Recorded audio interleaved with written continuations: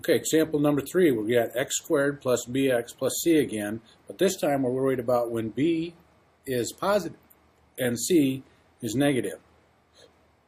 So our example here is x squared plus x minus 12. So b being not, there's no coefficient there, it really means there's a 1 there.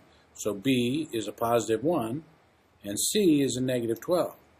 Well, when I make my chart here, I know that I want to multiply up two numbers that equal negative 12, and when they add together, they want to add to a positive 1. Alright, well, when I multiply two numbers together to negative 12, I got negative 1 and 12. They add together to be 11. That's not what I'm looking for, so let's try 1 and negative 12. That's negative 11 when they add together. That's still not what I'm looking for. Let's try negative 2 and 6. Negative 2 times 6 added together gives me positive 4. That's not what I'm looking for. So let's try 2 and negative 6. That gives me negative 4. That's not the one I'm looking for. Alright, so let's continue on. Let's try negative 3 and 4. Negative 3 and 4 adds up to be positive 1. Well, that is what I'm looking for. There's my positive 1. Even though it's not there, that's really a 1. So that matches. So this is my two factors.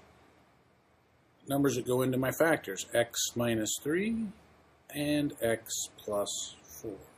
So see the negative 3 and the 4, negative 3 and the 4.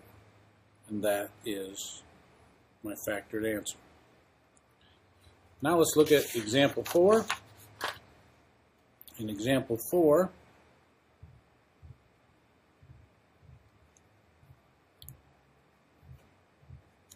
once again, we're in the form, equation in the form of x plus bx plus c. And in this case, we're worried about b being a negative and c being a positive. Okay? So in this case, since hold